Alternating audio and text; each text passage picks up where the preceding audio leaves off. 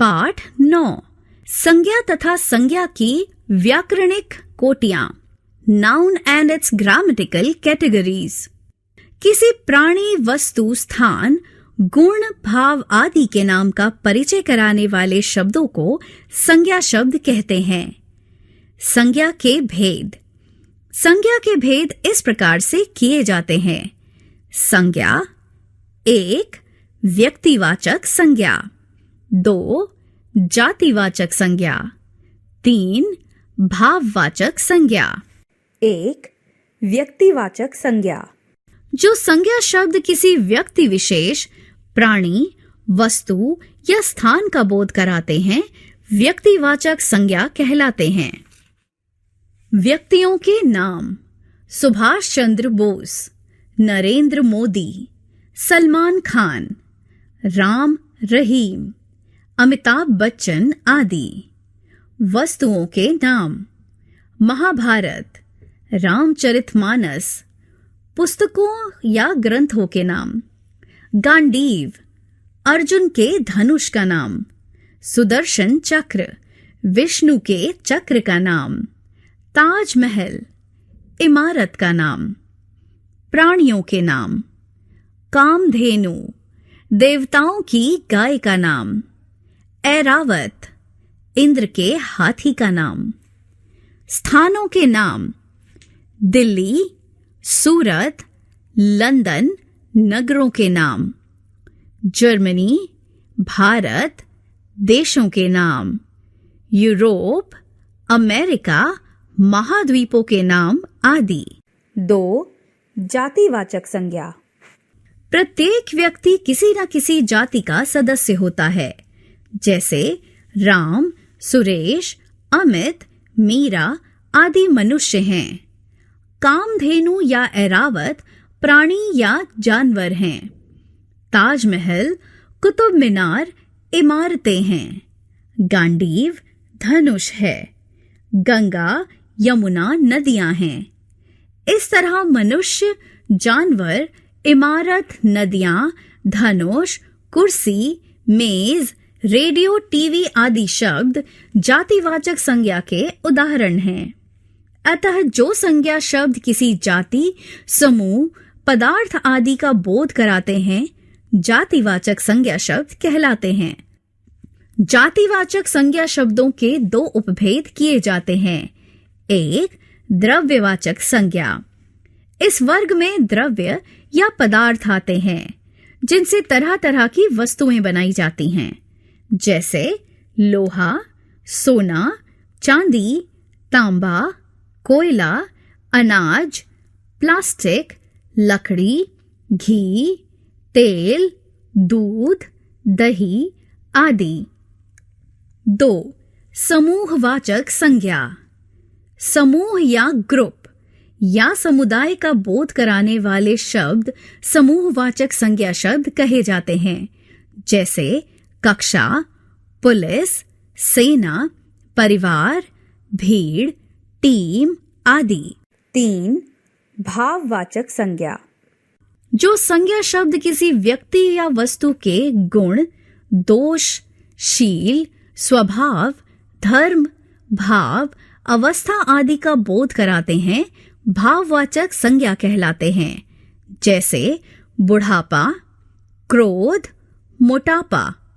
अन्य भाववाचक संज्ञा शब्द: प्रेम, डर, क्रोध, भय, दया, सत्य, धर्म, घृणा, सुख, दुख, मृत्यु, जन्म, अच्छाई, बुराई, ईमानदारी, बेईमानी, जवानी, बुढ़ापा, लंबाई, चौड़ाई आदि। लिंग, जेंडर। लिंग शब्द अंग्रेजी के जेंडर शब्द के लिए प्रयुक्त होता है। लिंग शब्द का सामान्य अर्थ है चिन्ह या पहचान का साधन। संज्ञा के जिस रूप से यह पहचान हो या पता चले कि वह संज्ञा शब्द पुरुष वर्ग का है अथवा स्त्री वर्ग का, व्याकरण में उस रूप को लिंग कहते हैं। संस्कृत में 3 लिंग थे, जबकि हिंदी में 2 ही लिंग हैं, पुल्लिंग तथा स्त्रीलिंग। 1. पुल्लिंग, संज्ञा के जिस रूप से यह पता चले कि वह संज्ञा शब्द पुरुष वर्ग का है उसे पुल्लिंग कहते हैं, जैसे मोर, आदमी, शेर आदि। 2. स्त्रीलिंग, संज्ञा शब्द के जिस रूप से यह पता चले कि वह संज्ञा शब्द स्त्री वर्ग का है उसे स्त्रीलिंग कहते हैं, जैसे मोरनी, औरत, शेरनी आदि। ध्यान रखिए, लिंग संज्ञा का गुण है। प्रत्येक संज्ञा शब्द या तो पुल्लिंग होगा या स्त्रीलिंग। हिंदी में लिंग के नियम स्पष्ट नहीं हैं, अतः विद्यार्थी जब भी कोई नया संज्ञा शब्द सीखें उसके साथ ही उस शब्द का लिंग अध्यापक से अवश्य पूछ लें और उसे अच्छी तरह रट लें। यह कार्य विशेष रूप से हिंदीतर प्रदेशों के बच्चों के लिए बहुत आवश्यक है। ध्यान रखिए, हिंदी में कुछ संज्ञा शब्द ऐसे भी हैं जो सदैव पुल्लिंग या स्त्रीलिंग में ही रहते हैं, जैसे स्त्रीलिंग कोयल, मछली, मक्खी, छिपकली, मैना। पुल्लिंग भालू, तोता, मगरमच्छ, खरगोश, मच्छर, गेंडा, पक्षी आदि। ऐसे शब्दों में नर या मादा शब्द जोड़कर लिंग बदला जाता है। वचन, नंबर, संज्ञा के जिस रूप से यह पता चलता है कि उसकी संज्ञा या सर्वनाम की संख्या एक है अथवा अनेक, व्याकरण में वह रूप वचन कहलाता है। हिंदी में संज्ञा शब्द 2 वचनों में पाए जाते हैं। एक वचन, जहां किसी संज्ञा शब्द से एक वस्तु या एक व्यक्ति का बोध होता है वहां वह शब्द एक वचन में होता है, जैसे मेज, किताब, माला, केला, संतरा, पुस्तक आदि। 2. बहुवचन, जहां किसी संज्ञा शब्द से एक से अधिक वस्तुओं या व्यक्तियों का पता चलता है वहां वह शब्द बहुवचन में होता है, जैसे मेजें, किताबें, मालाएं, केले, संतरे, पुस्तकें आदि। वचन परिवर्तन, वचन परिवर्तन के लिए संज्ञा के लिंग की जानकारी होना अनिवार्य है, क्योंकि हिंदी में पुल्लिंग शब्दों के बहुवचन बनाने वाले प्रत्यय अलग हैं तथा स्त्रीलिंग शब्दों के अलग। यदि संज्ञा के लिंग का ज्ञान नहीं है तो वचन परिवर्तन करना संभव नहीं है। ध्यान रखिए, हिंदी में कुछ शब्द हमेशा बहुवचन में ही प्रयुक्त होते हैं, जैसे आंसू, बाल, समाचार। हिंदी में कुछ संज्ञा शब्द हमेशा एक वचन में ही प्रयुक्त होते हैं, जैसे क्रोध, भय, डर, क्षमा, प्रेम, वर्षा, हवा। कारक, केस, संज्ञा या सर्वनाम का वह रूप जिससे यह पता चले कि वाक्य की क्रिया के साथ उस संज्ञा या सर्वनाम का क्या संबंध है, कारक कहलाता है। कारक, भेद, प्रभेद। वाक्य में संज्ञाओं और क्रियाओं के संबंध को ध्यान में रखकर संस्कृत के प्राचीन व्याकरणों ने कारकों के 6 भेद किए थे। 1. कर्ता कारक, वह संज्ञा जो क्रिया को पूरा करने का काम करती हो। 2. कर्म कारक, वह संज्ञा जिस पर क्रिया का फल या प्रभाव पड़ता हो। 3. कर्ण कारक, वह संज्ञा जो क्रिया को पूरा करने में साधन का कार्य करती हो। 4. संप्रदान कारक, जिस संज्ञा के लिए क्रिया घटित होती हो। 5. अपादान कारक, जिस संज्ञा से किसी अन्य संज्ञा के अलग होने का भाव प्रकट होता हो।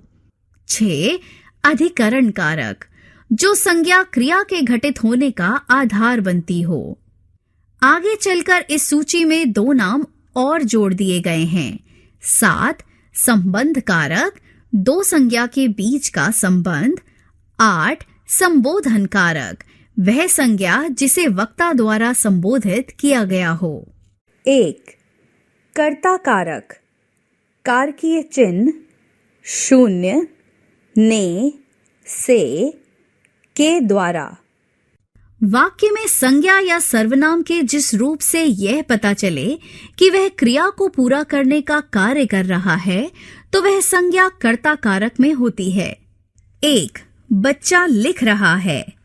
2. माँ पूजा कर रही है। 3. बच्चों ने काम कर लिया। 4. रानी ने काम नहीं किया। ने। 5. माँ से चला नहीं जाता। 6. बीमार से बोला नहीं जाता। से। 7. प्रधानमंत्री के द्वारा भाषण दिया गया। 8. डॉक्टर द्वारा इलाज किया गया। के द्वारा या द्वारा। 2. कर्म कारक, कारकीय चिन्ह, शून्य, को। वाक्य की जिस संज्ञा पर क्रिया का फल या प्रभाव पड़ता है, वह संज्ञा कर्म कारक में होती है। जैसे 1. लड़कियां गाना गा रही हैं। 2. पिताजी अखबार पढ़ रहे हैं। 0. 3. लोगों ने दीवार को गिरा दिया। 4. पुलिस ने घर को सील कर दिया। को। 3. करण कारक, कारकीय चिन्ह, से। कर्ण का अर्थ है साधन या इंस्ट्रूमेंट, अर्थात वाक्य की क्रिया को पूरा करने में जो संज्ञा साधन का कार्य करती है, वह कर्ण कारक में होती है। जैसे 1. बच्चे ने चम्मच से दूध पिया। 2. उसने चाकू से फल काटे। 3. उसने साबुन से कपड़े धोए। 4. मैंने पेंसिल से चित्र बनाया। से। 4. संप्रदान कारक, कारकीय चिन्ह, के लिए, को। वाक्य की क्रिया जिस संज्ञा के लिए घटित होती है, वह संज्ञा संप्रदान कारक में कही जाती है। 1. माँ ने गरीबों के लिए खाना बनाया। 2. इस गिलास में आपके लिए दूध है, के लिए। 3. सेठ जी ने बच्चों को इनाम दिया। 4. पिताजी ने लोगों को रुपए दिए, को। 5. अपादान कारक, कारकीय चिन्ह, से, अलग होने के अर्थ में। वाक्य की क्रिया के द्वारा जब किसी एक संज्ञा से दूसरी संज्ञा के अलग होने का भाव प्रकट होता है, तो वह संज्ञा अपादान कारक में कही जाती है। जैसे 1. पेड़ से पत्ते गिर रहे हैं। 2. जमीन से पानी नहीं निकला। 3. मैं नदी से बाहर आया। 4. बच्चा ट्रेन से नीचे गिर गया। से। 6. अधिकरण कारक, कारकीय चिन्ह, में, पे, पर, ऊपर,